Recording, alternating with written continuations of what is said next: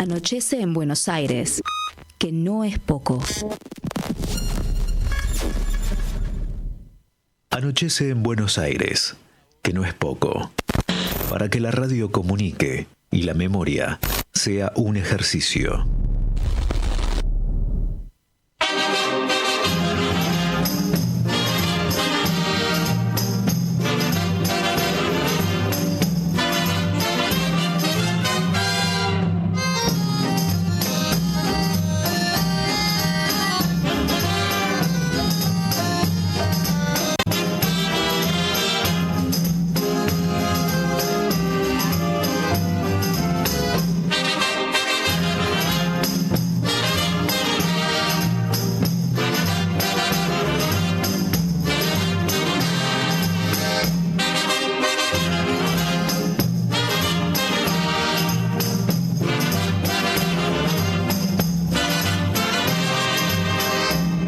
Domingo en la tribuna un gordo se resbaló. Si supieran la avalancha que por el gordo se armó, rodando por los tablones hasta el suelo fue a parar, mientras todos los muchachos se pusieron a gritar. Deben ser los gorilas, deben ser, que andarán por allí. Deben ser los gorilas, deben ser, que andarán por aquí. Deben ser los gorilas, deben ser, que andarán por allí. Deben ser los gorilas, deben ser, que andarán por aquí.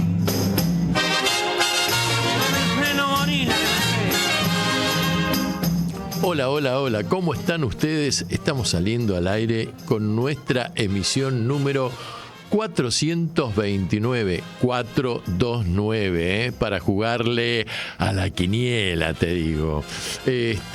Sí, en una Buenos Aires que se caracterizó esta semana por el frío, y ahora va levantando de a poquito la temperatura, el solcito está empezando a calentar y esperemos dejar este invierno que nos condicionó durante estos últimos 7 días. Y qué frío que hubo el domingo, a pesar del sol. Me estoy refiriendo a un frío electoral inesperado. Bueno, les cuento que hoy, en la segunda parte del programa, vamos a estar comunicados con Brasil, con nuestro compañero Ramiro Cayano Blanco, que es abogado, que es analista político y que integra el colectivo de Argentinos para la Victoria Provincia 25, con el cual vamos a estar analizando y nos va a pasar información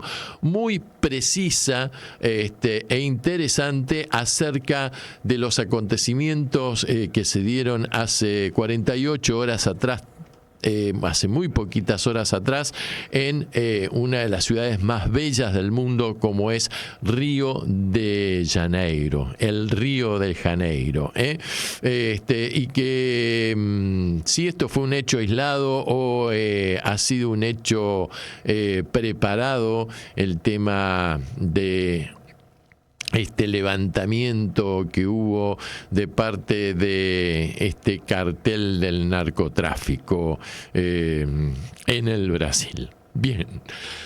Mientras vamos a tratar de explicar lo que parece inexplicable, pero que tiene también sus fundamentos y sus múltiples causas, que fue el resultado electoral que se dio el domingo pasado. La verdad que 12 millones de personas no concurrieron a votar, estando habilitadas para ello. Hubo una baja en la participación electoral del 66%, lo cual va marcando una tendencia generalizada en las elecciones que se han llevado a cabo durante el transcurso de este año 2025.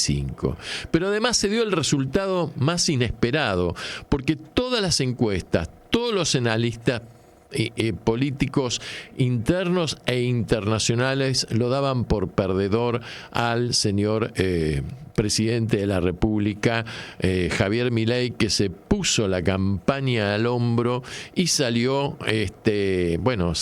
al interior del país a dar la cara y a promocionar a sus candidatos en la lista de La Libertad Avanza. Digo que se dio el resultado menos inesperado porque la verdad que se hablaba de 3 panoramas que se podían dar. Una parecía la más certera, que era que perdía por una distancia importante. La segunda, que podía llegar a perder por poco, y la tercera, que si ganaba por poco, pero no se esperaba una diferencia tan abultada por parte de la lista del oficialismo. Y la verdad es que acá, aunque ahora se está llevando a cabo el recuento definitivo o escrutinio electoral, que es el que vale, y se están dando algunas cosas extrañas. Primero, por ejemplo, en La Rioja, que lo dieron por ganador en La Libertad Avanza como Violeta el domingo a la noche, ganó Fuerza Patria, o ganó el peronismo, no sé con qué designación, en La Rioja. Segundo, en Entre Ríos encabezaba hasta ayer a la noche, encabezaba la lista número 501 como ganadora, con un 41,3% de los votos recontados, seguida por La Libertad Avanza, que tenía 29,2%. Es una provincia gobernada por el señor Frigerio, que todavía está afiliado al PRO, pero que fue en alianza con La Libertad Avanza y que lo dieron por ganador al Violeta el domingo a la noche. Y hay diferencias en 8 provincias mínimas. Se está peleando voto a voto.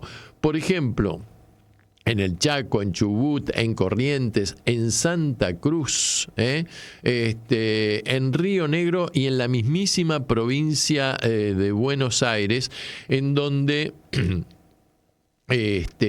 La Libertad Avanza el domingo aseguró que había obtenido el 41,45% de los votos, con el señor José Luis Espert a la cabeza de la boleta, mientras que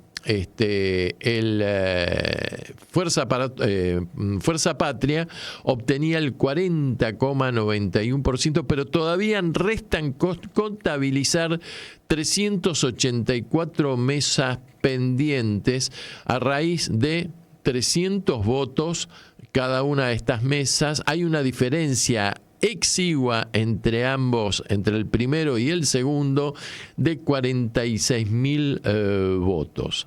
En Río Negro, por ejemplo, en principio, La Libertad Avanza ganó tan solo por 2.101 votos, mientras que en Corrientes ganó el oficialismo, o sea, el señor Valdés, ganó por 6.754 votos. Entre tanto, en la provincia de San Juan, el peronismo se impuso en 13 de los departamentos provinciales y La Libertad Avanza solamente pudo ganar en la capital de dicha provincia. Y un dato interesante es que en Santa Cruz logró imponerse, en principio, parece que se va imponiendo un hombre de la iglesia, que es el padre Molina, que pidió licencia como tal, como sacerdote, que le fue concedida por la iglesia, y que ojo con este candidato, que es un candidato, digamos, disruptivo, no viene de la política tradicional, es un hombre de la iglesia y ha manifestado que su programa de gobierno, si llega a candidatearse como presidente es la encíclica Laudato Si de el Papa Francisco I. En fin, a ver, estos procesos políticos o una elección no responde tan solo a una causa, cómo se da el resultado, sino a varias circunstancias que se van agregando y que en definitiva vuelcan a la gente a votar hacia una determinada dirección o tendencia. A mí me parece que en cierta forma este rescate, entre comillas, desinteresado y altruista que hizo el Tesoro americano de un aliado político y estratégico en la región como es el señor Javier Milei, dio sus resultados. Esta foto de Trump, este apoyo, por más de que a nosotros nos haya parecido un acto de sumisión y de servilismo de parte del presidente, ir a Washington a pedir esta ayuda, evidentemente dio y operó como una presión muy grande sobre el cuerpo electoral argentino. Es decir, cuando Trump dice los argentinos están muertos, no tienen de qué vivir, y nosotros tenemos y vamos a rescatarlos porque creemos en el presidente Milei, y todo eso le está dando un ayudón y un empuje impresionante. Por un lado eso, por el otro lado, la gente le gusta vivir en la estabilidad y le rehúye a la inestabilidad. Y la verdad es que en estos casi 2 años de gobierno, Milei logró imponer una estabilidad dolarizada, en términos dolarizados, pero logró reducir a un costo social altísimo, logró reducir el índice inflacionario a un 2, un 3% mensual. La verdad que esto, frente a la inflación que había originado el gobierno anterior, es decir, el de Alberto Fernández, en donde ya se llegaba a más de 2 cifras o 2 dígitos de inflación mensual, bueno, la gente tiene memoria, la gente registra esto, y la gente, digamos, votó en consecuencia. Ojo, también es verdad que la gente está muy endeudada, las familias están muy endeudadas, la gente está pagando la comida diaria, semanal, con la tarjeta de crédito, y a su vez esa tarjeta de crédito la están pagando nada más que en el mínimo, con lo cual los intereses que les aplican sobre el saldo se va haciendo una bola de nieve, y la morosidad admitida por las mismas bancos en la República Argentina está en un serio aumento, pero en definitiva la gente tuvo miedo de que si digamos, ganaba la oposición o perdía el oficialismo, como quieras verlo, bueno, se desatara un proceso inflacionario en donde el dólar llegara, qué sé yo, a 2.000 pesos o más, y que todo esto repercutiera en los precios. De todas formas, ha habido un aumento en los últimos días. Es fácil ir a un comercio y nada más que comprar la comida, te vas a dar cuenta de que hubo un aumento en los precios que de los insumos cotidianos de los argentinos. Esto por un lado. Por el otro lado, la verdad es que me parece que ha llegado el momento de que en el peronismo se plantee seriamente un replanteo autocrítico y se empiece, digamos, a dar espacio a nuevas caras, a nuevos dirigentes, a nuevos militantes. Hay caras cansadas y hay caras que recuerdan el pasado más reciente. A mí me parece que un tipo como Guillermo Moreno no puede seguir saliendo por la televisión, que realmente presentarlo como candidato en una lista a Samit, la verdad que no fue muy, digamos, presentable, que digamos. Y el gobernador, cuando a la noche le tocó afrontar en principio la derrota, tenía realmente dos personajes que eran dos salvavidas de plomo, ¿no? Dos anclas muy pesadas. Por un lado, un extremo del escenario estaba Sergio Massa, que le recordaba a la gente precisamente todo este efecto de la inflación que hubo en el gobierno de Alberto Fernández. Y por el otro lado, con una actitud extraña, de moverse constantemente y de gesticular en forma como de burla, de sorna, al presidente del Partido Justicialista de la provincia de Buenos Aires, Máximo Kirchner. Y después la imagen de Cristina saliendo al balcón de San José, intentando un baile y haciendo un corazoncito con las manos, cuando ya había una cierta desazón en las filas de Fuerza Patria.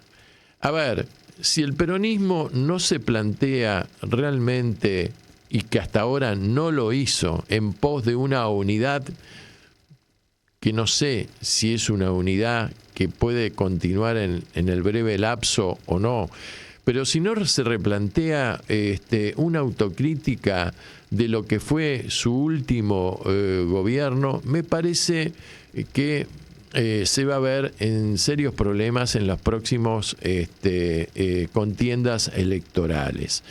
Cada vez que el peronismo pudo renovarse y pudo hacer una autocrítica, salió victorioso. Mirá, cuando el peronismo fue cooptado en el año 82, 83, por la dupla de Herminio Iglesias y Lorenzo Miguel, y fueron a elecciones con Luder y Vittel contra Alfonsín, perdieron, y perdieron mal.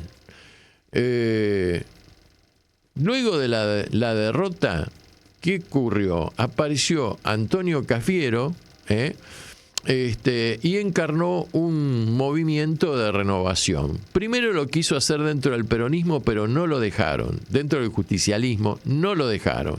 Entonces, ¿qué hizo Cafiero? Que tenía, en esa época se decía la cafieradora, ¿no? La renovación.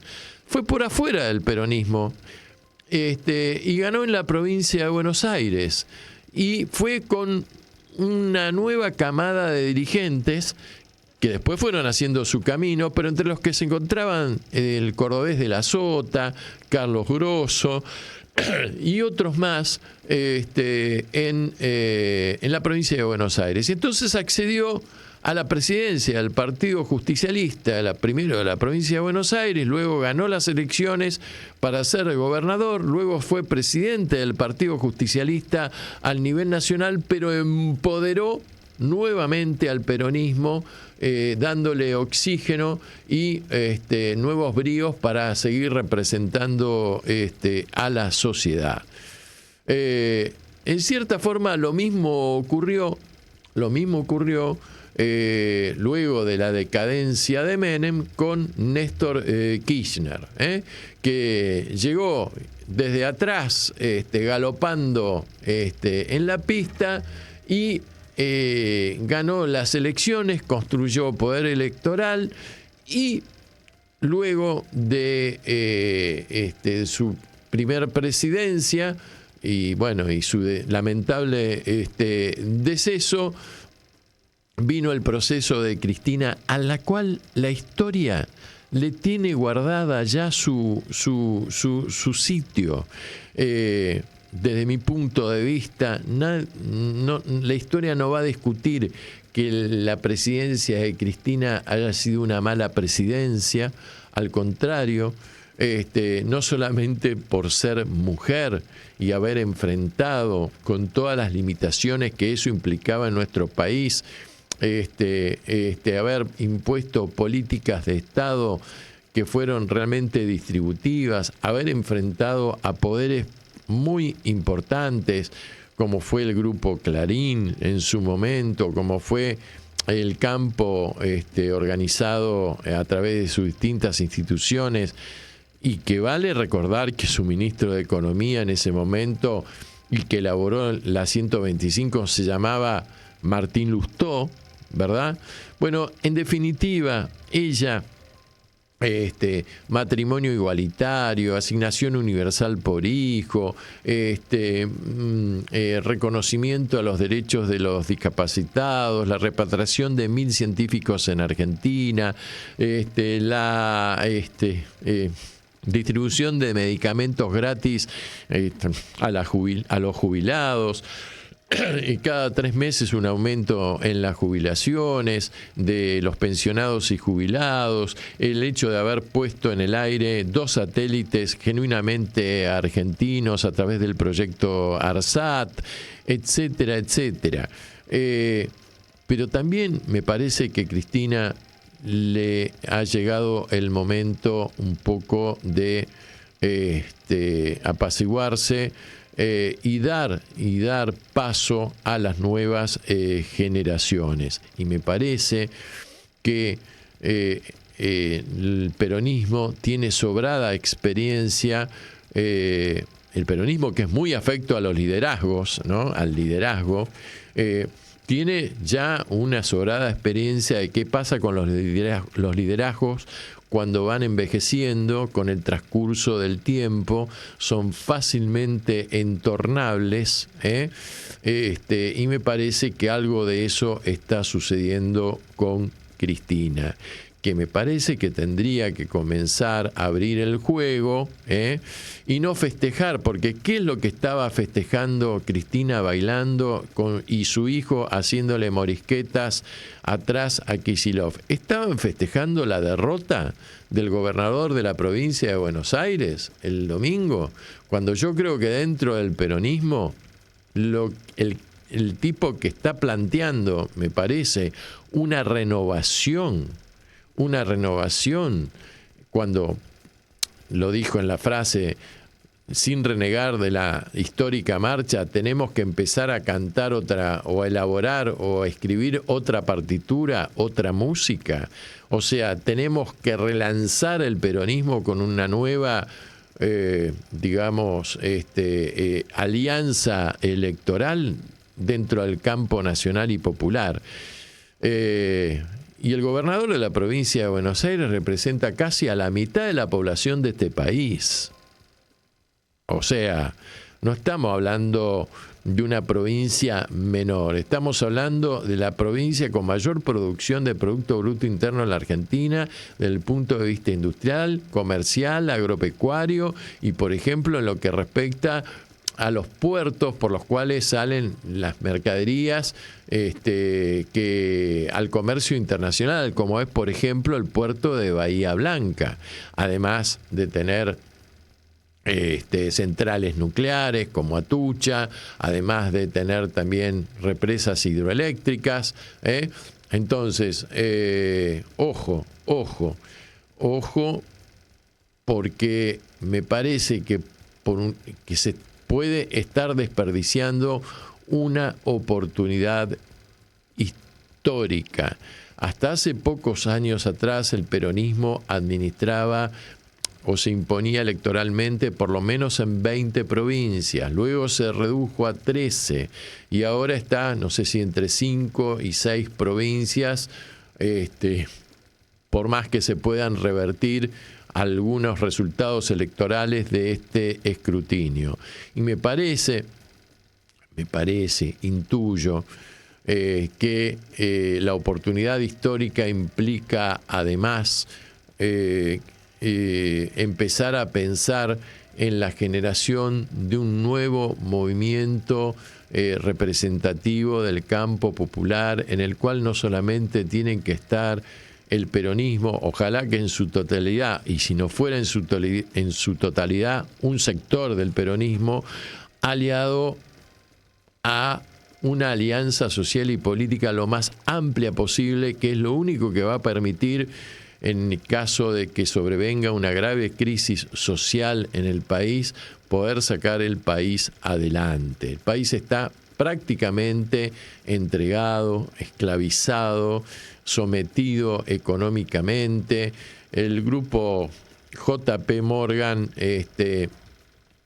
desembarcó la semana pasada con su plana mayor, ha impuesto al nuevo ministro de Relaciones Exteriores y Culto, y empiezan a verse algunas cositas y a trascender algunas cositas de esta ayuda desinteresada por parte del SWAP norteamericano o del Tesoro norteamericano por la suma de $40.000 millones. Y en este aspecto tenés que empezar a fijarte un poco en cómo empieza a evolucionar el caso de YPF, de cómo empiezan a sonar voces y presiones de la Casa Blanca en Estados Unidos sobre la jueza Prievka, y empiezan a decirse que, en fin, que las audiencias no se tendrían que haber llevado a cabo en territorio norteamericano, sino en territorio argentino. Bueno, esto lo que está marcando es una tendencia que me parece que se va a dar, y el resultado final va a ser que los Estados Unidos de Norteamérica se van a quedar con YPF, se van a quedar con Vaca Muerta, porque en Vaca Muerta hay un recurso natural que es el gas que sacan, ¿cómo se llama? Striken o algo así, se le llama fracking, de nuestro subsuelo, y Estados Unidos tiene muy en claro que está a la defensiva a nivel de su geopolítica mundial y está volviendo sobre su patio trasero, que le va a permitir la extracción de los recursos naturales para tratar en los próximos 40 o 50 años de mantener cierta competencia a nivel de la economía y del comercio global o mundial. Bien, me parece entonces que estas circunstancias hay que tenerlas en cuenta. Por otro lado, y es una percepción personal mía, cuando me invitan a reuniones a las cuales yo estoy muy agradecido, voy y concurro, suelo ver en lo que respecta a la edad de los concurrentes, que en nuestras reuniones la gente más joven suele tener 35, 40 años de edad, ¿verdad? Y lo que veo que en las convocatorias de los libertarios hay una fuerte presencia de pibes que tienen 18, 19, 20 años.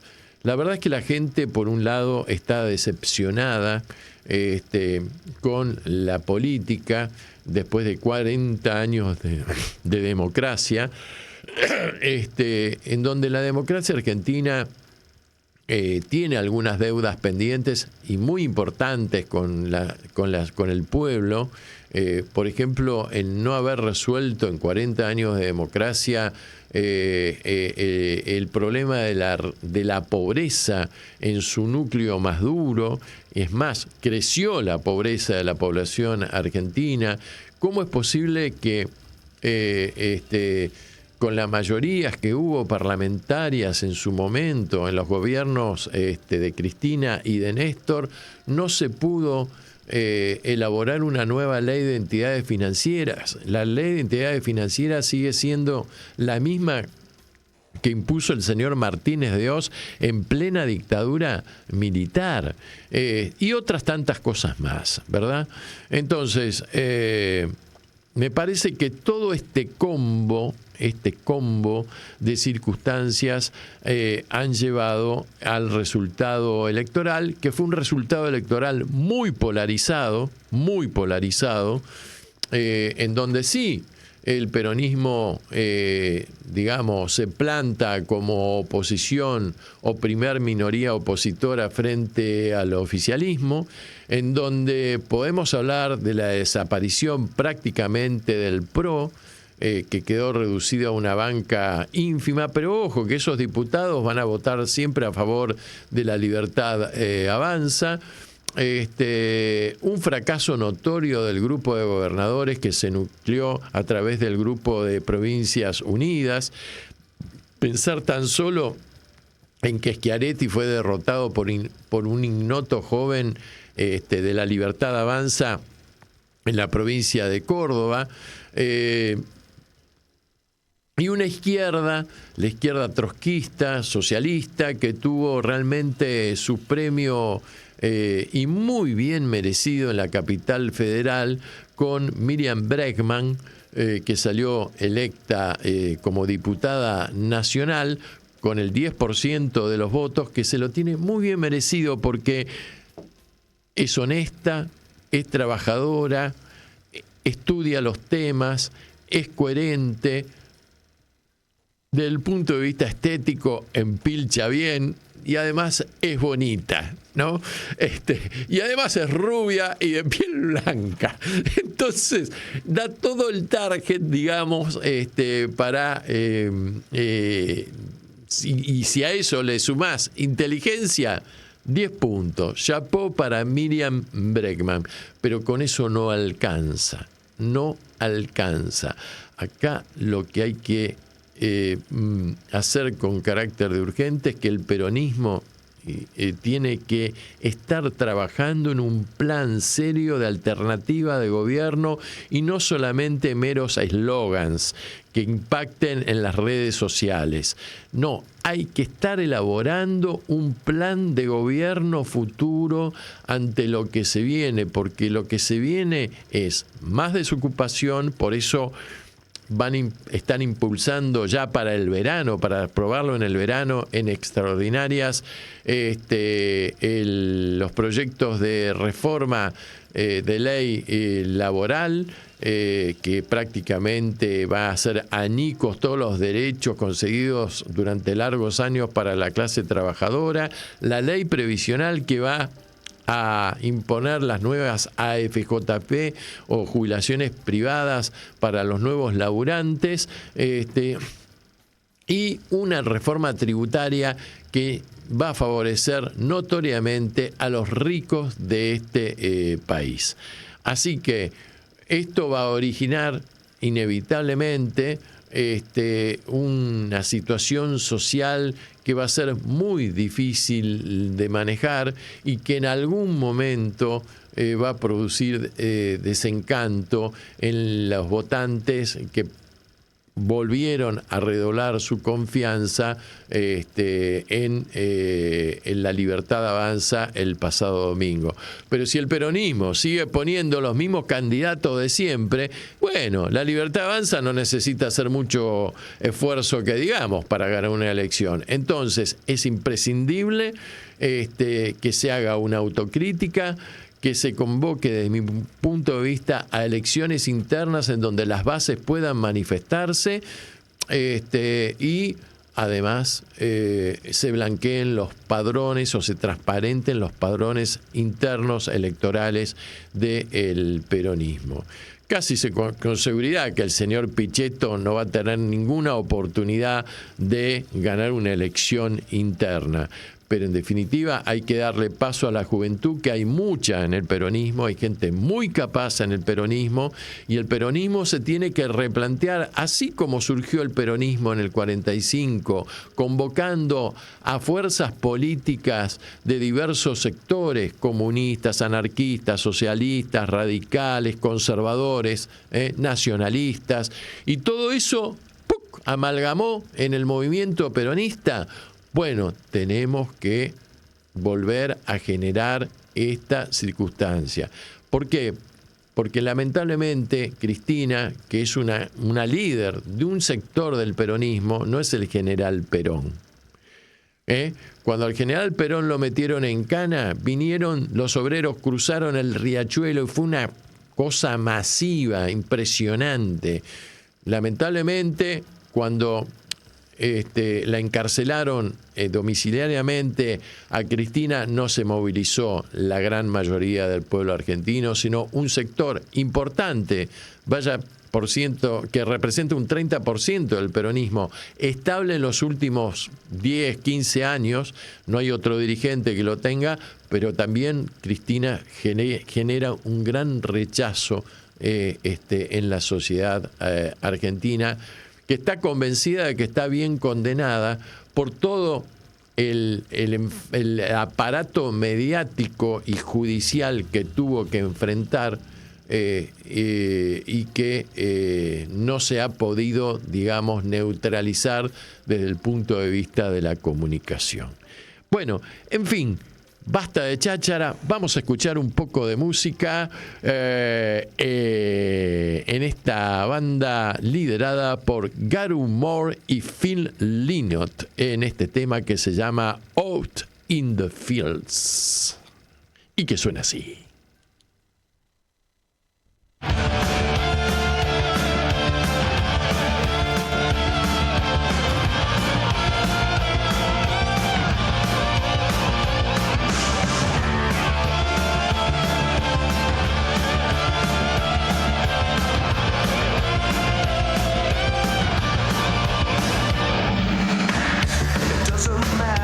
If you're wrong or if you're right,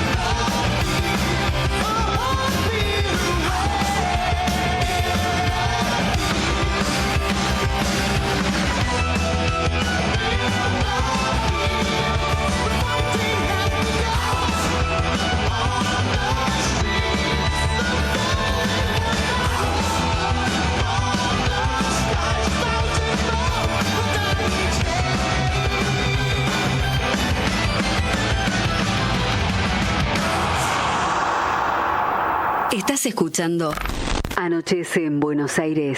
Que no es poco.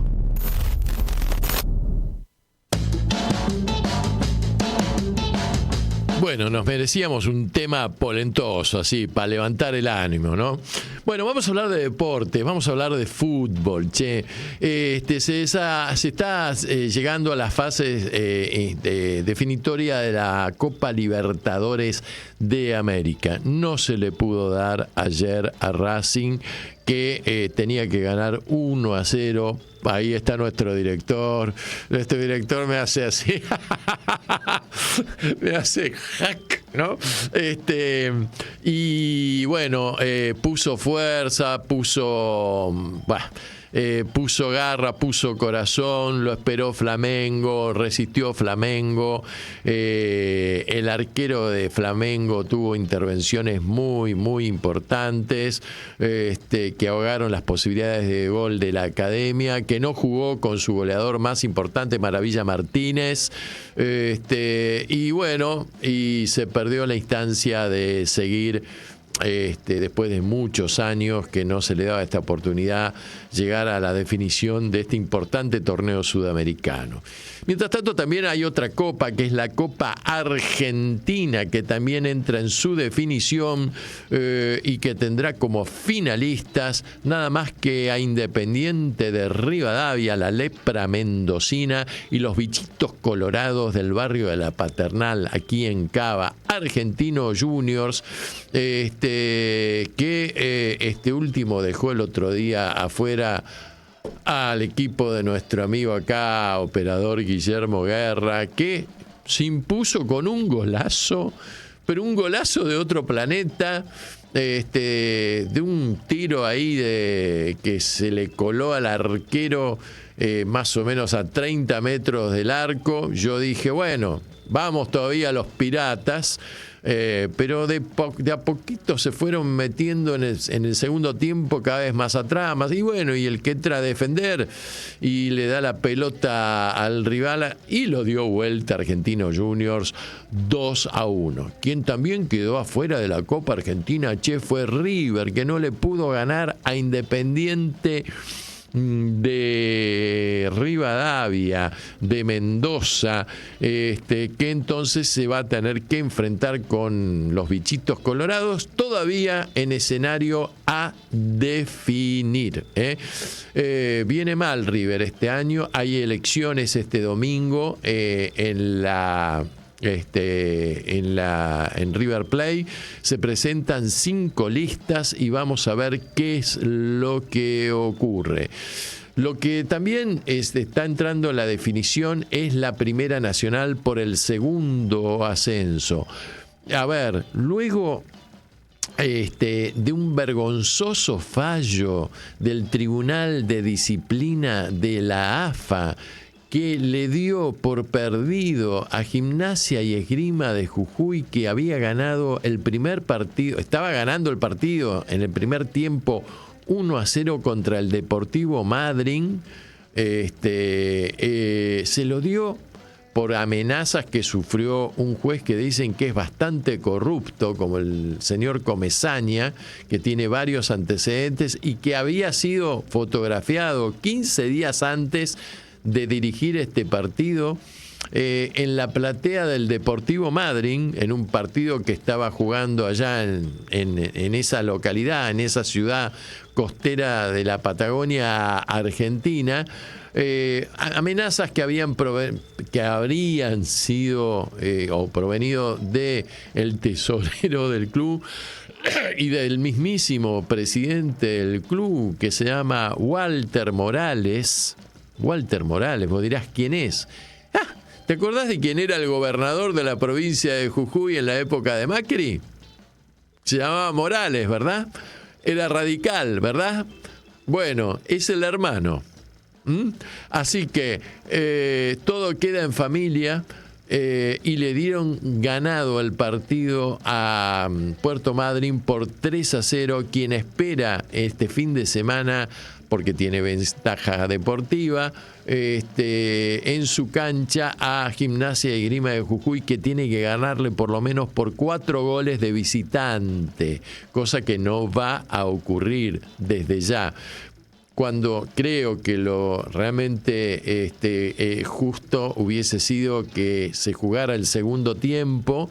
Si querés, multalo a Gimnasia y Esgrima de Jujuy. Si querés, prohibirle que vaya a la hinchada durante X partidos a apoyar al equipo. Si querés, que no juegue más en su campo deportivo durante determinadas fechas, pero no podés sacar un fallo de estas características.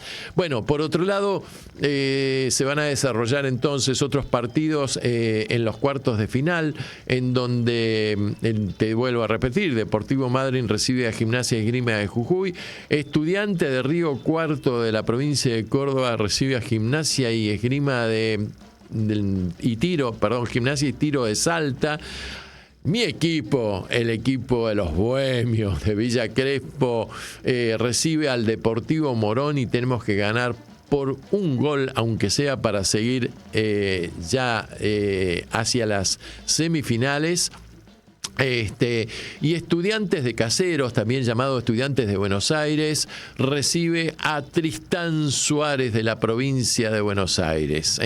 Así que de ahí van a salir 4 equipos que son los que van a ir luego a la etapa de las semifinales. Bueno, y para cerrar el tema deportivo futbolero en el día de hoy se están festejando un nuevo natalicio del más grande del fútbol argentino, que nació un 30 de octubre del año 1960. Me refiero a Diego Armando Maradona, quien hoy hubiera cumplido 64 años. Así que esto fue todo por hoy en lo que a deporte se refiere. Vamos a escucharla a Gabriela Torres en la banda número 2, mi querido Guillermo, en esta hermosa canción que se llama Busco, mientras vamos preparándonos para, luego de la publicidad, hacer contacto con nuestro amigo Ramiro Cayano Blanco, que nos estará contando qué pasó en Río de Janeiro desde el Brasil.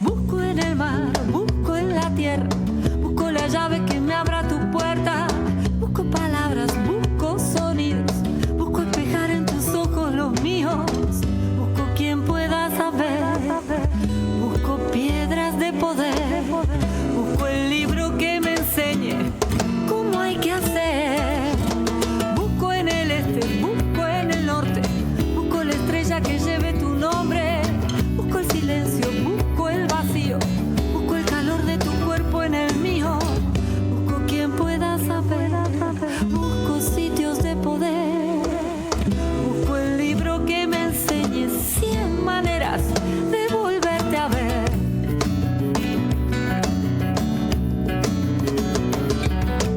Paso a paso, solo queda caminar, paso a paso y cada paso es el lugar. Paso a paso, tu corazón también está buscando, encontrando, soltando y volviendo a buscar.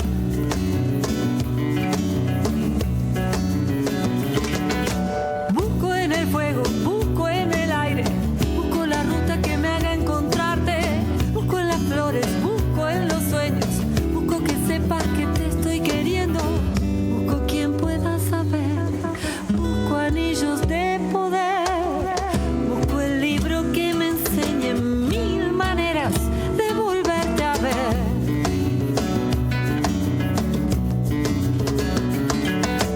Paso a paso, solo queda caminar, paso a paso y cada paso es el lugar. Paso a paso, tu corazón también está buscando, encontrando, buscar. Paso a paso, solo queda caminar. Paso a paso y cada paso es el lugar. Paso a paso, tu corazón también está buscando, encontrando, soltando y volviendo a buscar.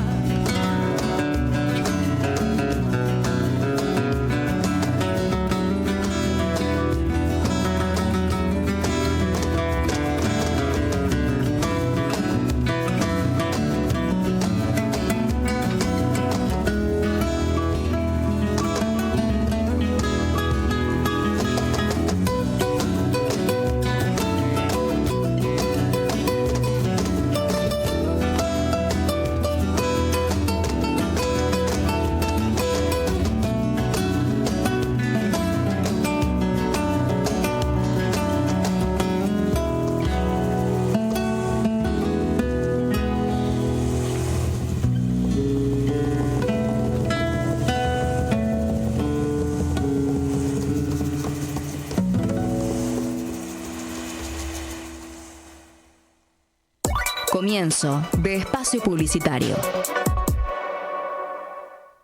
¿Qué estás esperando? Te espera un encuentro único. Te espera tu historia. Afectos, abrazos. Te espera tu identidad. En Abuelas te estamos esperando.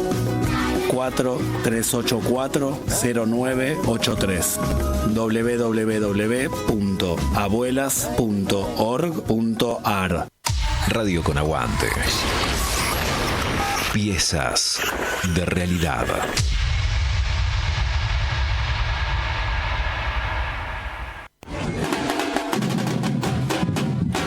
Porque acá no se rinde nadie. Radio con Aguante.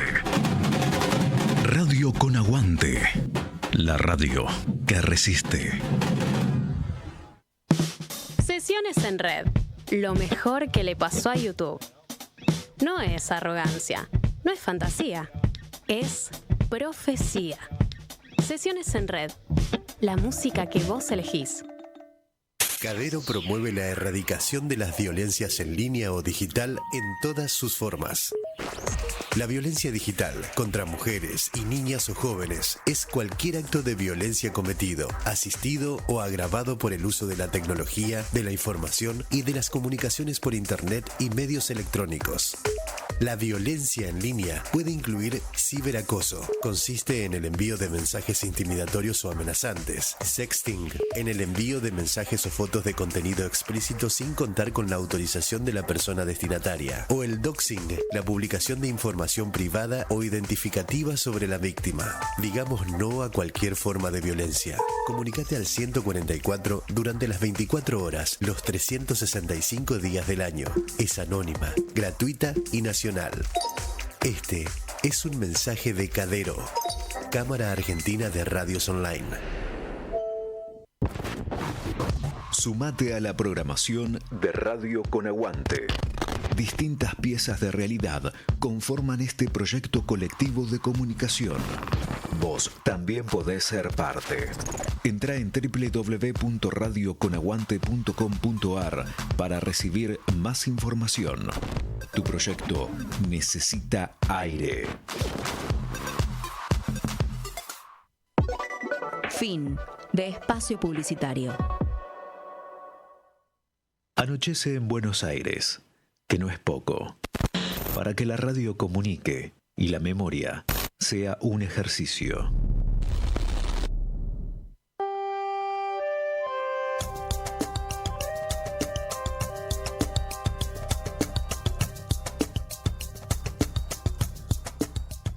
Bueno, acá estamos de nuevo saliendo al éter, como se suele decir. Y no sé si estamos en condiciones técnicas, me dice que sí, con el dedo así, con seguridad, de parte de Guillermo Guerra. Y para mí, nuevamente, es un placer inmenso presentar a Gomía, que se llama Ramiro Cayano Blanco, que es abogado, que es analista político, que vive en el Brasil y que además integra el colectivo Argentinos para la Victoria, provincia 25, Brasil, y que sale a la cancha en este mismo instante. ¿Cómo estás, Ramiro? ¿Qué tal, Martín? ¿Cómo te va? ¿Cómo te va? Nos estamos comunicando muy seguido últimamente, ¿eh? Estamos muy seguidos, estamos más cerca de lo que parece. ¿Viste? Bueno, ¿andás bien? Bien. Buena pregunta, mucha gente me ha preguntado lo mismo, sí. Porque Brasil está un poco conmocionado, principalmente la ciudad de Río de Janeiro, ¿no? Yo estoy en San Pablo, sí. Pero bueno, la verdad es que estos eventos han movido un poco lo que es los cimientos de políticos, pero también la cuestión de la seguridad, ¿no? Uh-huh. Aunque en San Pablo nosotros no tenemos problemas con el Comando Vermelho. Uh-huh. Nosotros tenemos problemas con el rival del Comando Vermelho, sí. Con el PCC, ajá, con el primer comando de la capital, claro, que es el que le disputa a nivel nacional territorios y tráfico de drogas al Comando Vermelho. Uh-huh. Y esto que estoy diciendo ya nos introduce un poquito en el tema, ¿no? Claro. Porque sí, hace poco tiempo las fuerzas nacionales, la Policía Federal principalmente de Brasil, junto con la Policía de San Pablo, a regañadientes la Policía de San Pablo, ajá, acá el gobernador Tarcísio es otro bolsonarista, fue ministro de Bolsonaro, ajá, y le dieron un duro golpe al PCC, ajá, que es la mafia organizada, un golpe durísimo, porque el PCC fue ampliando, ramificando sus inversiones, uh-huh, y fue metiéndose en el sector formal de la economía, como siempre ocurre.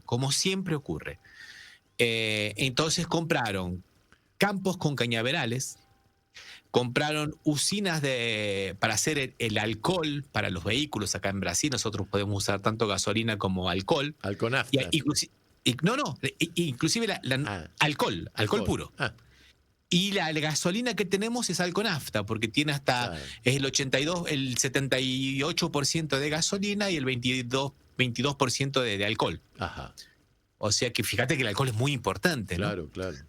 Y compraron flotas de camiones para transportar el alcohol, compraron cadenas de puestos de gasolina para el alcohol y claro, lo compraron de la forma que lo compran ellos, ¿no? Con pistola en la mano.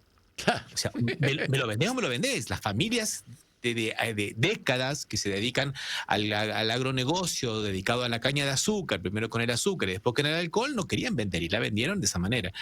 ¿Y qué pasó? Lavaban ese dinero en lo que se conoce acá en San Pablo como la Faría Lima, como si fuera la City porteña, el corazón financiero.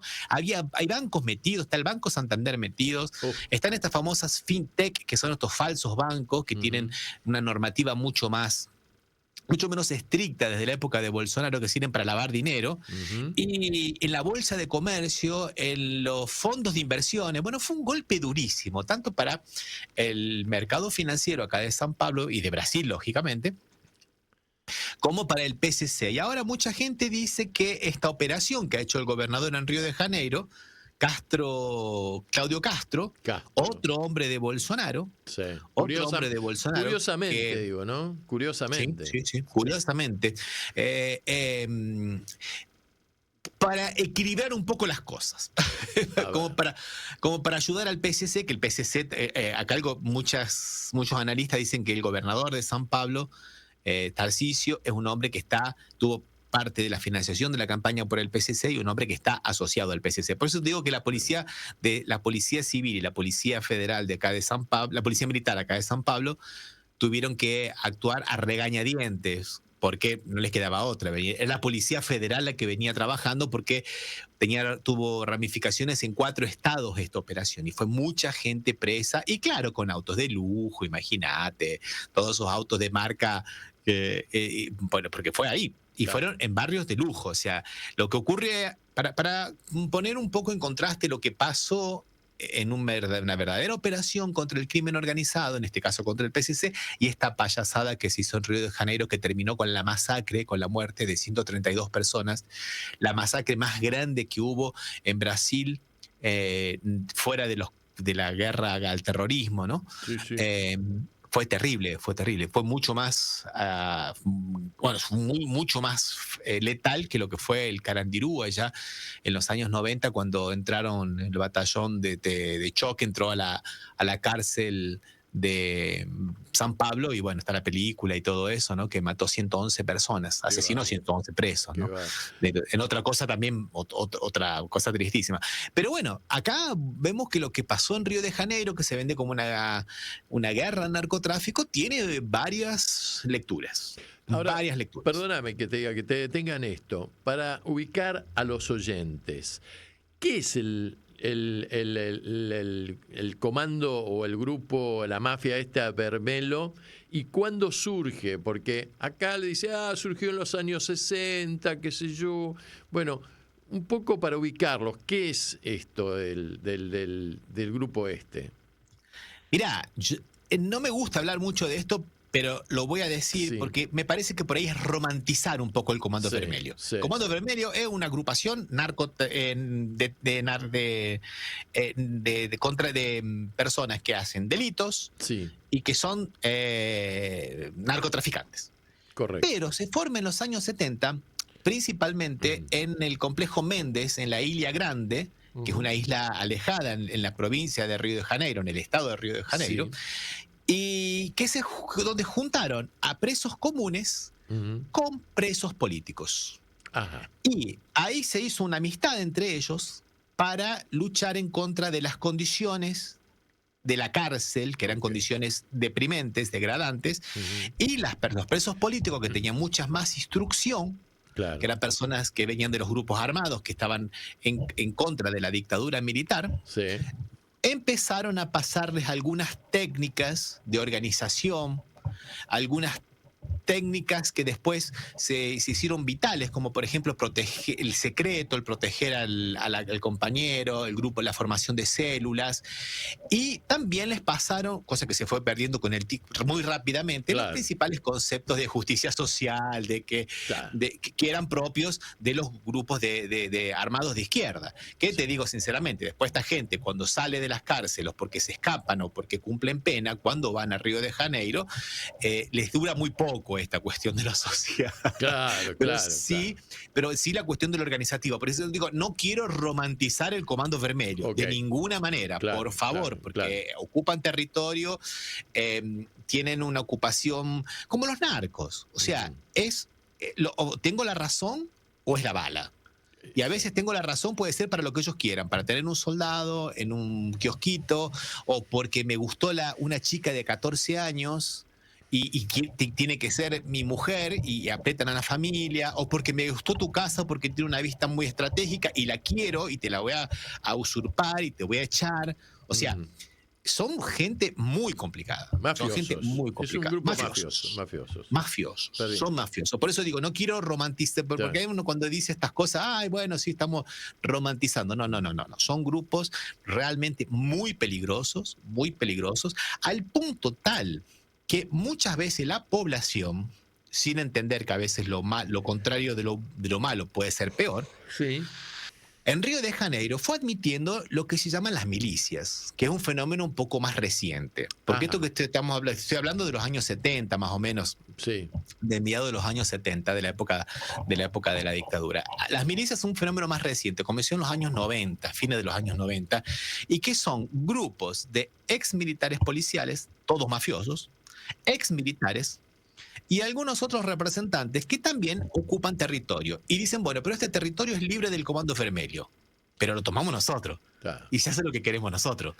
Y, por ejemplo, ahora, por suerte, Lula ha hecho una política de que la garrafa de gas, hasta la gente pobre, está subsidiada casi a precio barato. Antiguamente, en la favela de Río, que estaba con los justos grupos de milicias, se la compraban a los milicianos a un precio más o menos equivalente a casi el 40% de lo que es un salario mínimo, para que tengas una idea. Vos querías tener internet, era internet pirata del grupo de los milicianos. Vos querías tener tele por cable de los grupos de los milicianos. Vos querías tener alguna cosa, le tenías que pagar a los milicianos. E inclusive los milicianos iban a los terrenos fiscales y regularmente hacían emprendimientos inmobiliarios con la mafia que ellos tenían, la mafia financiera. Claro. Se han ramificado en todo y le disputan el territorio al Comando Vermelho. Ajá. Y estos grupos milicianos son muchos, están muy asociados con el bolsonarismo. Ahí está. Al punto que Eduardo Bolsonaro, el hijo de Bolsonaro, cuando era diputado provincial de Río de Janeiro, le dio la máxima medalla de honor del estado de Río de Janeiro, mejor dicho, sí, al amigo que estaba preso, que era miliciano, que después terminó muerto, inclusive estaba preso. Darle como, imagínate que le dieran, no sé, la medalla de ciudadano ilustre de la ciudad de Buenos Aires. Claro, sí. A una persona estaba presa y tenía, y la madre de esta persona que estaba presa porque era miliciano, y la esposa eran asesores de él como diputado. Uh-huh. O sea, ahí entre las milicias y el bolsonarismo hay un cordón, ¿viste? Umbilical desde siempre y que no se corta. Claro. Que también le compiten al Comando Vermelho, que es otra de las posibilidades que algunos dicen. Bueno, también es porque ayudan a las milicias. La policía nunca se mete con las milicias, ni tampoco se mete con los bolsonaristas. Primero porque muchos de ellos eran ex compañeros hasta hace un año atrás, ¿viste? Claro. De la corporación. Hay códigos. Claro, pero vos fíjate que la población durante mucho tiempo, hoy ya no tanto, pero durante muchos años dejaba a los milicianos porque no estaban la gente del Comando Vermelho. Durante mucho tiempo eso funcionó porque donde había milicias no había drogas, pero hoy los hijos de los primeros milicianos ya están en el comercio de la droga. Claro. Y ya trabajan conjuntamente en ese aspecto junto con el Comando Vermelho. Uh-huh. Entonces, no hay más, digamos, bueno, estos son menos malos. No, son tan malos unos como los otros. Y la ciudad y la población de Río de Janeiro es rehén de todos ellos. Mira vos. Vamos a escuchar un cachito de música para volver luego sobre este tema que lo estás desarrollando en una forma espectacular, muy clara y muy didáctica. ¿Te gusta Morris, no? Sí, claro. Bueno, sí. Vamos a escuchar a Morris en una perlita de una canción que se llama Che Buenos Aires, por Morris. Lo escuchamos y nos juntamos de nuevo, Ramiro. Bárbaro. Dale.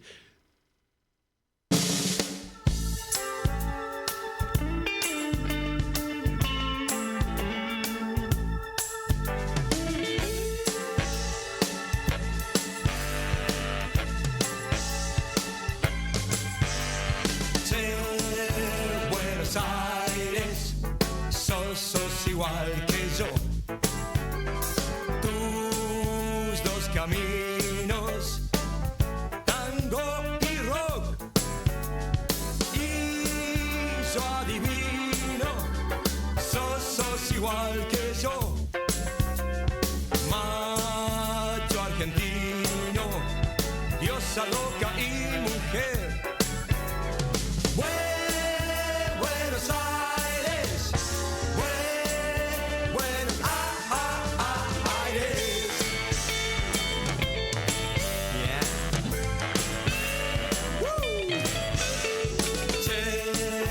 Buenos Aires, amanezco en bares, busco un amor,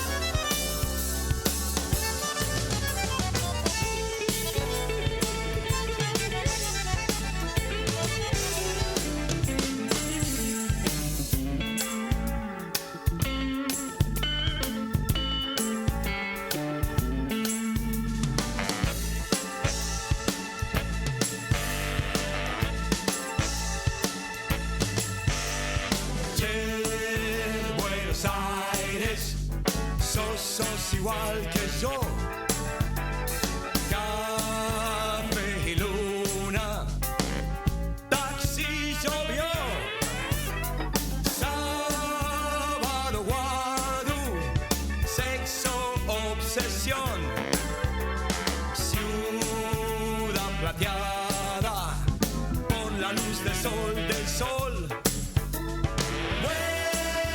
Buenos Aires, Buenos Aires.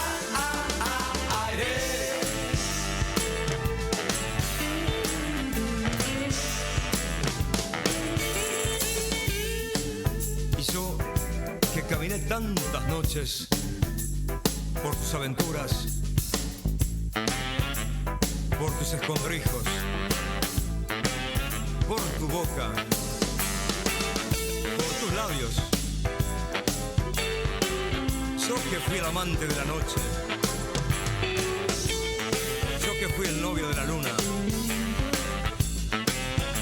yo que fui el rey de las esquinas. Te lo digo una vez más, Buenos Aires, que sos igual que yo, siempre igual, con tus guitarras en la esquina,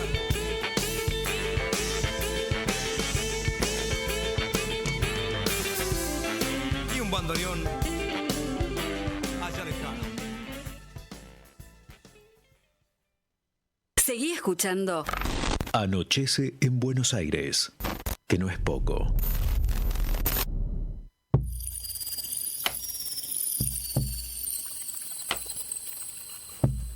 Bueno, acá estamos de nuevo, Ramiro. Este tema no te trae saudades de Buenos Aires. Sí. Qué bárbaro. Sí. Vos sabés que Morris tiene una capacidad así de describir en sus canciones, ¿no?, la ciudad. Y yo sostengo que las mejores baladas de Madrid las escribió Morris, ¿no? Son espectaculares. Ningún otro español describió los barrios de Madrid como él, ¿no? Una maravilla, un gran poeta urbano. Bueno, a ver, seguimos desbrozando este tema que, como vos dijiste, tiene varias lecturas, porque este hecho que es gravísimo, que se ha producido en Río de Janeiro,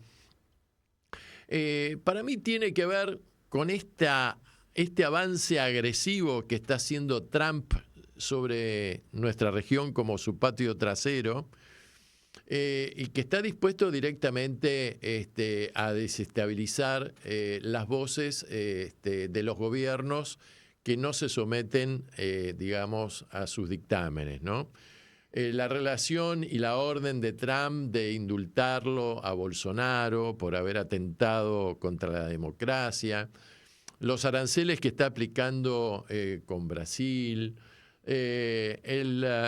Evidentemente, Brasil no es Argentina. Brasil es una potencia mundial y es la primera potencia de la región.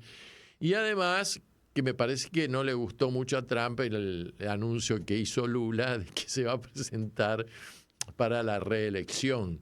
Me parece que todo esto, a ver, me acordaba de que vos al presidente Lugo en el Paraguay hace unos cuantos años atrás lo destituiste con un golpe blando, digamos, en el Parlamento. No sé si esto se puede hacer con Lula ni con el Partido de los Trabajadores, ¿no? Yo creo que hay una relación entre todo esto, entre mafia, Bolsonaro, además entre la visita que hizo, creo que es Claudio Bolsonaro, uno de los hijos, que es senador, en donde el pretexto parece ser de la intervención directa militar, cuando le pidió que bombardeara mandara naves norteamericanas a bombardear la bahía de Río de Janeiro, a donde entran y salen barcos de narcotraficantes. Me refiero porque hay una intervención clara en el Caribe para invadir Venezuela y derrocarlo a Maduro.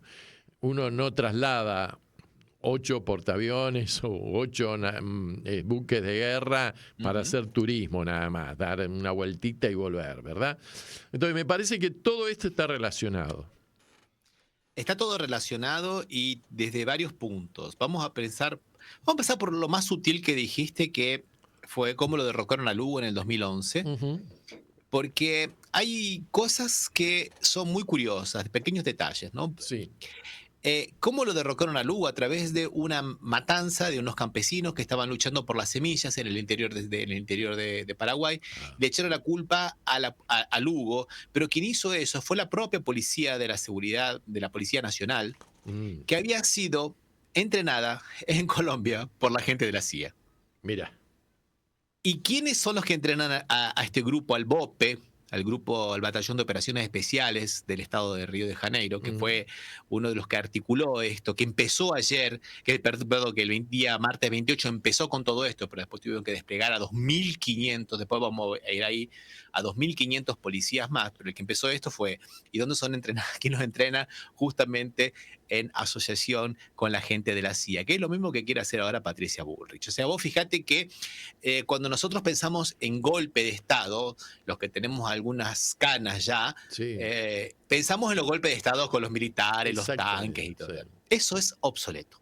Eso no existe más. Los golpes de Estado modernos no se dan de esa manera. No lo derrocaron a Imran Khan en Pakistán de esa manera, no lo derrocaron a Evo Morales de esa manera. La de Lugo es muy parecida con la que se intentó hacer ahora en Río de Janeiro. Eso por un lado. Por otro lado, yo te digo que no creo que haya sido Trump el que haya orquestado esto, pero sí Marco Rubio, que es el que está asociado con Eduardo Bolsonaro. Eduardo Bolsonaro está en los Estados Unidos hace 6 meses, articulando estas sanciones, estos aranceles de 50% con Marco Rubio, que parece que le habían vendido pescado podrido al propio Donald Trump, y que fue el que pidió que vayan con la armada a Río de Janeiro, como vos me habías colocado. Vengan acá. Claro. Porque Donald Trump se acaba de reunir con Bolsonaro. Prometió dejar sin efecto los aranceles. No lo va a hacer porque ya lo hizo el Congreso por él. Se le adelantó el Congreso que por lo menos el Senado ahora dejó sin efecto las sanciones, los aranceles sancionatorios por la prisión de Bolsonaro. A tal punto que cuando le preguntaron a Donald Trump ahora, y Bolsonaro es un tema que está fuera de la agenda, no vamos a discutir Bolsonaro acá. Me gustaba, era una persona buena, pero ya está, no me interesa. O sea, no es el tema de la agenda de Donald Trump, pero sí es el tema de la agenda de Marco Rubio, que está muy interesado en que todos los gobiernos del sur sean de derecha. Claro. Entonces, hay un movimiento de pinzas. Desde el norte va a ser posiblemente vía bélica, con todo lo que vos dijiste. Trajeron creo que estaba en el Mediterráneo, pero no me acuerdo, cerca de Ucrania, creo que estaba en Chipre, creo que estaba el submarino nuclear Henry Ford. para una locura. 8 buques de guerra, 2.000 y creo 2.500 misiles apuntando. Una locura, porque, bueno, entonces, pero la idea es desestabilizar también en las próximas elecciones que van a hacer a Colombia, Venezuela, salpican eventualmente a los aliados que son Nicaragua y Cuba. El tema de las bases que Estados Unidos quiere poner en Ecuador, que tienen que hacer el referéndum y no sé si si se va a hacer o no, porque Noboa también no tiene todo ese capital político para hacer eso. Y por acá ya vienen, metiéndose a tal punto que cuando sale todo esto, tenemos a 2 arietes de los Estados Unidos, que son Argentina y Paraguay, saliendo diciendo que vamos a reforzar las fronteras porque va a venir el Comando Vermelho para nuestros países. Ahí sale la Patricia Bullrich con esa locura y sale Paraguay que se suma. Vos fijate cómo fue la elección de las Asambleas Unidas contra el bloqueo de Cuba, y vos fíjate que de los 7 países, 2 son Paraguay y Argentina. Claro, que votan una vergüenza. Bueno, porque es un alineamiento absoluto, una secuencia increíble con los Estados Unidos, estos 2 presidentes. Claro. Entonces, y va a haber elecciones dentro de poco en Chile, que también la ayuda del discurso de la derecha en Sudamérica es muy importante para que el candidato de ellos gane, que es Kast. ¿Por qué digo todo esto? ¿Y qué tiene que ver con lo que pasó? Porque la derecha brasilera se quedó sin argumentos, se quedó sin discurso. Vos sabés que en la locura de ellos, te vas a reír, Sí. pero la locura de la derecha de Brasil, pensaban que Trump iba a venir a invadir Brasil para que Bolsonaro no fuera a la cárcel y que iban a derrocar militarmente en una invasión a Lula, como era en los años 60. Ajá. O sea, como ni siquiera fue. Y vos sabés que venían dando señales para sus simpatizantes. Bueno, hay que esperar un mes, hay que esperar 15 días. Bueno, después resulta que esa reunión de Lula con Trump los ha dejado sin saber qué decirle a su propia gente. Claro. Y ahora viene esta cuestión que alimenta de nuevo esa retórica de derecha de la mano dura y del combate al terrorismo, y que cuando gobiernan los gobiernos de centro izquierda, como el gobierno de Lula, reina el caos y somos todos amigos de los narcotraficantes, lo cual es una mentira absoluta. Ajá. Lo cual es una mentira absoluta. Nunca en un gobierno, ni de derecha, ni de izquierda, ni del centro, ni de arriba, ni de abajo, se hizo un operativo contra los grupos criminales narcotraficantes como el que se hizo hace meses acá en San Pablo. Claro. Entonces, pero ellos necesitan eso y están en esa cuestión. Entonces, claro que tienen ese lado de política interna, de alimentar a las redes de derecha. Salieron todos los del Partido Liberal, todos, los diputados, los senadores, y aplaudieron en el Congreso esta locura que hizo el gobernador Claudio Castro. Una locura. Aplaudieron en el Congreso. Lo que aplaudieron era que de nuevo podían tener algo que decirle a la gente y incendiar las redes sociales, que ellos lo hacen muy bien, mucho mejor que nosotros. Uno de los grandes problemas acá también del gobierno de Lula es la falta de comunicación, las pésimas decisiones de comunicación. Es realmente desastroso. Peor Mirá. que te digo que la Argentina en el gobierno de Alberto Fernández. No me digas. Sí. Y si ahora Lula consiguió repuntar un poco y volver a tal punto que se va a presentar a la reelección, como bien habías dicho, es porque Donald Trump le sirvió en bandeja el, digamos, discurso de la resistencia a la invasión, de la soberanía, y eso fue muy bueno. Y actualizó un poco, sacó digamos, del ese marasmo en el cual estaba la comunicación del gobierno, que era pésima. Hoy por hoy ya no lo es así. Afortunadamente, Lula es una persona que tiene unos reflejos, unas reacciones muy, pero muy buenas. Es un animal político por naturaleza. Entonces, esta cuestión de los aranceles le dio un impulso muy, pero muy grande a su campaña, a su figura, a su partido, y a la derecha la destruyó. Por eso que esto que ellos quisieron hacer fue una acción policial pésimamente realizada, pero políticamente muy bien planeada. No les va a salir, no les va a dar los resultados, porque más allá de lo que hizo Patricia Bullrich ahora, salió en todo el mundo, pero se acabó, eso es la espumita, se termina. Lo mismo, te digo sinceramente, puede ser que sea un tiro, que el tiro le salga por la culata, porque mañana hay movilizaciones acá en San Pablo en contra de la necropolítica, a las 18 horas, y en varios lugares se está empezando a posicionar, porque es un desastre lo que se hizo. No es la primera vez que este señor Castro hace esto. Es la tercera vez que lo hace. Él era el vicegobernador de Witzel, que lo eligieron junto con Bolsonaro en aquella época, solo que se pasó de vuelta en la cuestión de la matar y todo lo demás, y no terminó el mandato, y quedó él. Y cuando tenía que ir por la elección a gobernador, digamos, hizo una operación como esta, donde murieron 36 personas en lo que es el Morro de Yacareciño. Y le salió bien. Y cuando murieron, creo que 36 personas murieron. Y ahí dijo, ahora ya me eligieron. Con esto que acabo de hacer, me eligieron. Y ahora él es candidato a senador el año que viene, y venía mal, venía cuarto, pero cuarto fácil, con menos de 10% de intenciones de voto. Y ahora con esto, él cree que lo va a posicionar de nuevo en la disputa para ser senador el año que viene. Pero me parece que la gente no está tan conforme, ni siquiera los canales oficiales, la prensa hegemónica, nadie está a favor, porque todo el mundo dice esto. Mataron 132 personas. 4 policías, uno de los policías te digo la verdad, me dan ganas de llorar. Tenía 44 días de experiencia. Un chico que puede ser tu hijo, mi hijo. Claro. Lo mandaron al Comando Vermelho. Ahí tenés que mandar gente especializada. Claro. Lo que se llama la tropa de élite, como la película, ¿viste? Sí. Tenés que mandar a gente que sepa. Claro. Estás en una sierra, en un monte urbano, lleno de casitas y callejuelas y que se meten.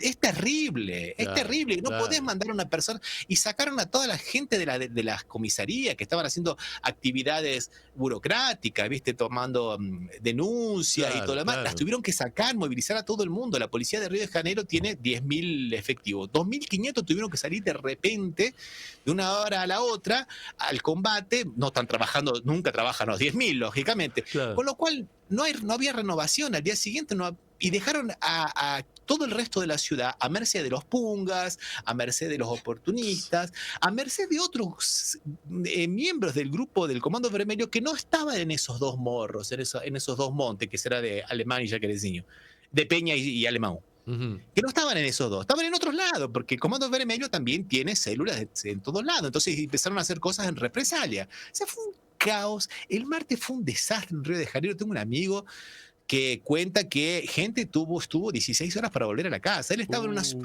una parte del norte del estado. Sí. Y él vive en la zona oeste.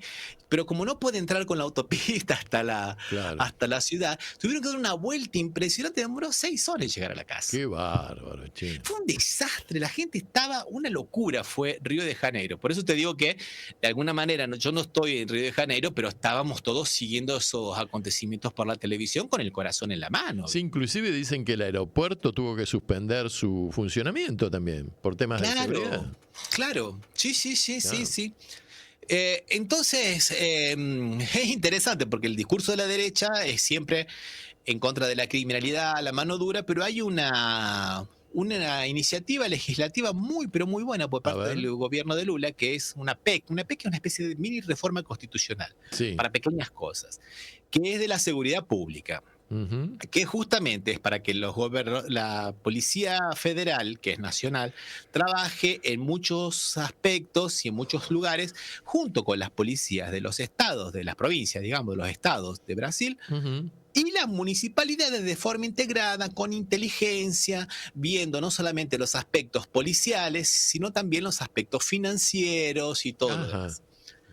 7 gobernadores, entre ellos Claudio Castro, de Río de Janeiro, todos de derecha, todo el Partido Liberal del Partido Bolsonaro, dijeron que no van, porque eso está en contra de la autonomía de las provincias. O sea, vos fijate qué payasada. O sea, agarran un argumento absolutamente formal y que, viste, pero vos no querés, lo que todo el mundo le dice, inclusive está la Red Globo y todos los que hasta ayer nomás eran aliados incondicionales, dicen, pero andá y discutila. Andá a cambiar cosas, pero no podés una iniciativa, porque el tema de la inseguridad en Brasil es un tema complicado. Y así como nosotros tenemos, por ejemplo, que estamos hablando del Comando Vermelho, del PCC, tenemos en otros estados los hermanos de los hermanos en Amazonas, que hace 3 años atrás eran famosos porque decapitaban gente en las cárceles, que se amotinaban. Y tienes muchos otros grupos en diferentes lugares. Brasil es muy grande y cada uno va teniendo su dominio territorial. Y en la época de Bolsonaro, lamentablemente, todos quedaron fortalecidos, muy fortalecidos, porque Bolsonaro, a través de una serie de decretos, fueron varios, consiguió que todos estos grupos delictivos se armasen hasta los dientes con armas que eran de uso restricto de las Fuerzas Armadas. A través de lo que se llaman los CAC. O sea, los CAC son los cazadores, los atiradores, o sea, los que se dedican al tiro deportivo, y los coleccionistas. Y vos estabas en esa categoría y podías tener 5 armas normales y un arma de uso restringido. Y podías tener hasta 5.000 municiones por año. 5.000 municiones por año podías tener. Me acuerdo de eso, de esa política que llevó a cabo Bolsonaro. Me acuerdo perfectamente. Sí. Que Milei ahora está diciendo que más o menos puede haber lo mismo, porque la libertad se defiende con las armas y todo lo mismo. ¿Qué pasó? ¿Y quién te daba ese certificado de CAC, o de coleccionador, o de tirador deportivo, o de coleccionador? los grupos, los polígonos que empezaron a crearse de la nada. Empezaron a aparecer polígonos como los hongos después de la lluvia. Había polígonos que estaban en un sitio baldío, por ejemplo. Claro. Y era todo mentira, era todo trucho. Y tenían certificados truchos, que todas esas armas que se compraban ahora legalmente, no había que... Antiguamente, ¿cómo tenían las armas esta gente? O de contrabando, que era muy caro. Claro. O del desvío de armas legales de las fuerzas militares. O sea, yo me afano el fusil, digo, lo perdí, se lo vendo, lo cual, imagínate vos el precio que hay que venderlo, porque prácticamente a muchos les ha costado la carrera por ese tipo de cosas, ¿no? Claro. Entonces era muy caro. Ahora tenían las armas nuevas prácticamente, compradas de una forma legal, muchísimo más barata. Dicen que 10 veces más barata, otros dicen que 6 veces más barata. Sí, pero bueno, sí. Todas esas armas, hoy ha salido, esos 111 fusiles que encontraron ahí en el morro de Peña y en el morro de Alemán, que las muestran en toda la foto, mirá lo que hemos capturado, eran todas armas compradas con este régimen de Bolsonaro, de la liberalización, todas. Salió un artículo muy interesante mostrando la trazabilidad del origen de esas armas, todas en este régimen de Bolsonaro. Entonces vos fijate que es una especie como de crisis anunciada esto. Claro. Y una una operación muy mal realizada, una operación llamada contención. Primeramente, el gobernador quiso echarle la culpa al gobierno nacional. Dijo, bueno, no nos dieron ayuda militar, no nos dieron vehículos blindados. Ahí salió el ministro Lewandowski, que es el ministro de Seguridad, ¿no? Sí. Ex juez de la Corte Suprema, un hombre que sabe mucho de seguridad. Sí. No me dijeron nada. Después el gobernador dice, bueno, no dijimos nada porque tenía que ser secreto para evitar que haya Pero entonces, ¿qué está diciendo? No le dijeron nada, no le avisaron. Después salió a decir que la culpa la tenía la Corte Suprema de Justicia. No nos olvidemos que la Corte Suprema de Justicia es la enemiga número 1 de Bolsonaro, de la derecha, porque Bolsonaro va a ir preso dentro de una semana. Claro. Ya está la sentencia, ya se plantearon los recursos, le van a responder los recursos que posiblemente el lunes, y ya está listo para ir a la cárcel. Claro. Y para ellos es la dictadura de los jueces esto, claro.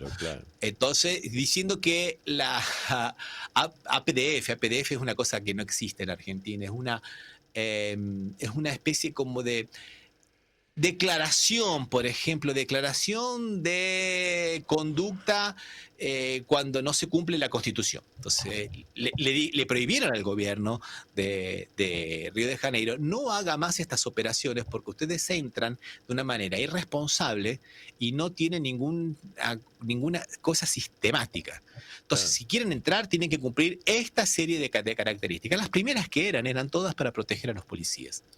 Que hubiera una planificación, que hubiera ambulancias, que hubiera participación del cuerpo de bomberos, que primeramente se hiciera un análisis de cómo estaba la psicología de los policías antes y después de las acciones. Y después muchas otras cosas más, evitar daños colaterales, evitar que haya... Claro. Bueno, muchas cosas que son lógicas y normales. Claro. Bueno, salió el gobernador Castro a hacer campaña política en contra de la Corte, diciendo que la Corte Suprema le había puesto esposas a la policía y que la policía no tenía libertad y por eso no podía hacer las cosas. Mentiras absolutas que son las que repiten todas las redes sociales de derecha a cada rato, ¿no?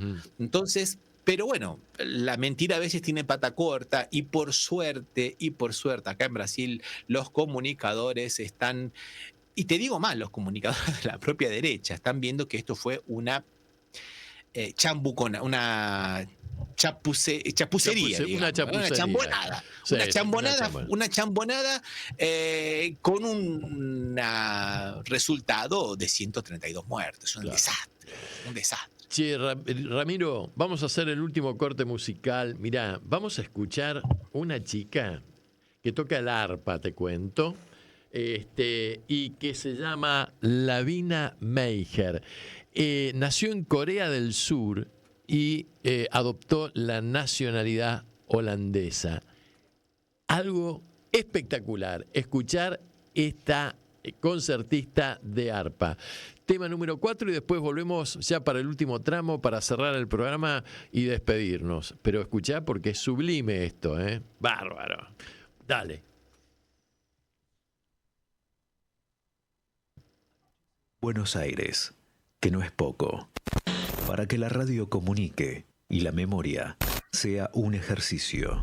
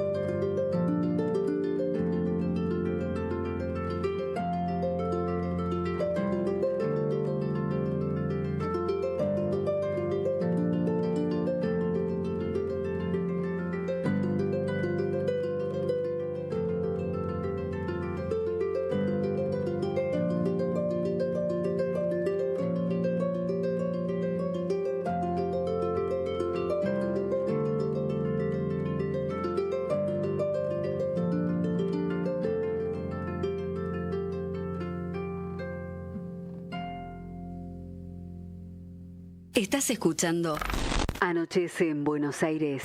Que no es poco.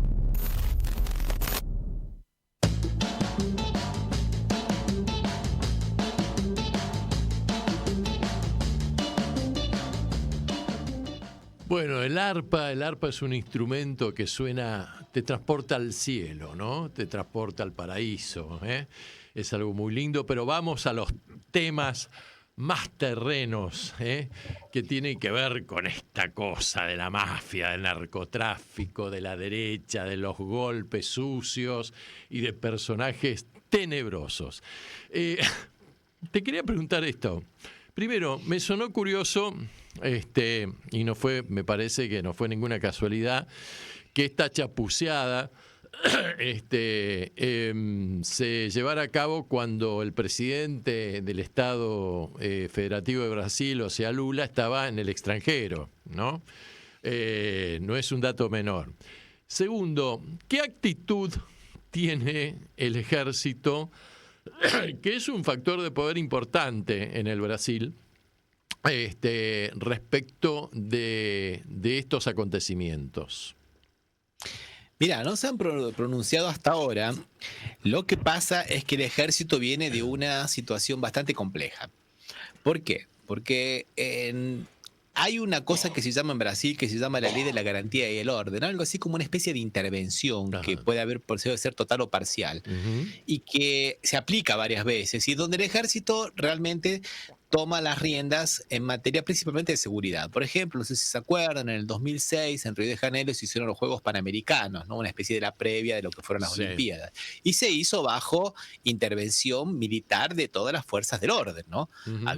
Estaban los militares porque justamente había problemas con el Comando Vermelho y los milicianos. Después, en 2018, también se pide también la ley de la garantía del orden, esta especie de ayuda, que es lo que fue justamente lo que le dijo el ministro Lewandowski. Eso se hace a través de este instituto, y ustedes no lo hicieron. Y ahí fue el encargado de esto, fue el general Braga Neto. Recordemos que el general Braga Neto fue después el vicepresidente, el candidato a vicepresidente de Bolsonaro. Me acuerdo. Fue el jefe de la Casa Civil, algo así como el jefe de gabinete en Argentina, o sea, el ministro más importante. Y hoy está preso por haber sido uno de los articuladores del golpe del 8 de enero. Claro. O sea, vos fíjate que no están muy bien los militares con esta cuestión de meterse en temas de seguridad, porque no están preparados para ellos, y porque además, cuando estaba en esta intervención, porque es una intervención militar de todos los órganos de la seguridad de Río de Janeiro, asesinaron a Marielle Franco. Ajá. Sí, me acuerdo. Exactamente. O sea, a un mes de la intervención, asesinan a Marielle Franco en la cara de los militares, en las narices de los militares, con muchas cosas que quedaron oscuras, nunca se supo quién lo hizo. Ahora más se llegó a los verdaderos ejecutores gracias a la actuación principalmente de la Policía Federal, cuando se federaliza el caso. Hubo cosas extrañísimas, por ejemplo, el comisario que llevaba adelante las investigaciones muy bien, de pronto lo ascienden a un puesto en Italia. Mirá vos. Dos fiscales, dos chicas fiscales muy valientes, renunciaron dice que por presiones a sus personas, o sea, imagínate los apretes que había. Sí, las amenazaban seguramente. Entonces, pero eso no significa que los militares en Brasil es una cosa bastante compleja, porque además de los cuarteles, digamos, tenemos a las policías de todos los estados, que son policías militares. Claro. Es una herencia de la dictadura. La dictadura dijeron, bueno, está bien, pero todas las policías siguen siendo nuestras porque son fuerzas auxiliares del ejército. Ajá. Son así, las policías, por eso son todas militares. O la policía civil, que es como en la Argentina podría ser en algunas provincias, la policía judicial, o son las policías normales, son militares. Claro. Son todas militarizadas. Que también tienen sus problemas propios, tienen sus lógicas propias, tienen sus cosas propias y están, como yo te digo, muy, pero muy penetradas por todo lo que son la inteligencia de la policía de los Estados Unidos, del FBI y todo lo demás, que vienen cambiando libremente hasta el 2013 fue así. Ajá. Y para ayudar supuestamente con las drogas y contra el narcotráfico, y a veces le daban 3 o 4 computadoras y decían, bueno, este es nuestro aporte. Muchos policías militares tenían, principalmente algunos de la Policía Federal inclusive, tenían los salarios que se los pagaban desde los Estados Unidos. A ese punto obsceno llegó en determinado momento. Mirá. O sea, es un tema muy complejo y es lo que se dice un poco que trabajan de forma autónoma. Es un tema que se merece un buen debate dentro de Brasil, que hasta ahora Brasil no se lo ha dado. Ha tomado medidas correctivas relativamente buenas durante algunos momentos de Dilma Rousseff, pero nunca hubo realmente un verdadero trabajo. A tal punto, vos fíjate que cuando a Lula lo meten preso, ¿a dónde lo llevan preso? A la Policía Federal de Curitiba. Y la Policía Federal respondía exactamente al juez Moro, que respondía exactamente al Departamento de Estado y al Departamento de Justicia de los Estados Unidos. Pero qué buenos muchachos, che, qué chicos simpáticos que son estos, qué bárbaro, che. Así que, mira, ahora empiezo a entender algunas cositas, que tenía algunas dudas, ¿viste? Y que no me cuadraban, no me encajaban, ¿viste? Qué cosa. Bueno, y a ver, sintéticamente, nos quedan 3 minutos nada más, si podés sintetizarlo. Todo este avance del narcotráfico en Brasil y en gran parte del continente, yo creo que se debe en cierta forma también a la aplicación reiterada de políticas neoliberales durante las últimas décadas que han logrado la retracción, el achicamiento y la ineficacia del Estado, y en donde el Estado desaparece, aparecen las mafias. ¿Estoy muy errado o no? No, para nada. Acá hay dos cosas. Y cuando hablamos de neoliberalismo tenemos que hablarlo. en varios aspectos. Vamos a comenzar por el lado religioso. Sí. Desde el mediado de los 80, con el señor Juan Pablo II, ¿ahí qué ocurrió? Hubo un combate a todo lo que eran los padres de la teología de la liberación y lo fueron sacando de todos los sectores de las favelas de Río de Janeiro, que hoy están dominadas por ¿quiénes? Hoy están dominadas por las iglesias neopentecostales con un discurso netamente neoliberal y de lo que se llama la teología de la prosperidad. Mirá. Ponga para recibir. Ponga para ¿entendés? recibir, sí.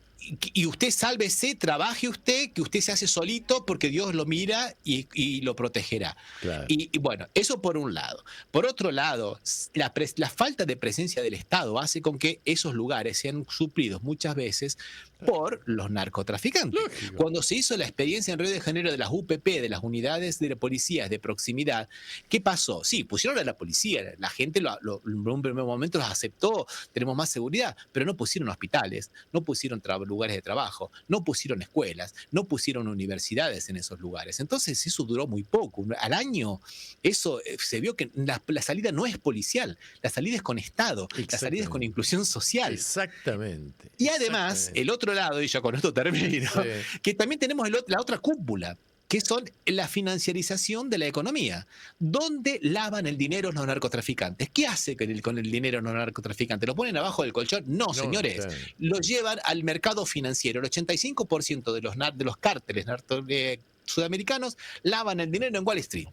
Y ahora se ha demostrado que en Brasil pasa exactamente lo mismo. Mira. Pasa exactamente lo mismo. Entonces vos tenés, desde el lado de lo social, el abandono de la población a merced de esta gente. Desde el lado de lo espiritual, podemos decir alguna cosa, este cambio, y desde el lado de lo supra, la financiarización de estos grupos.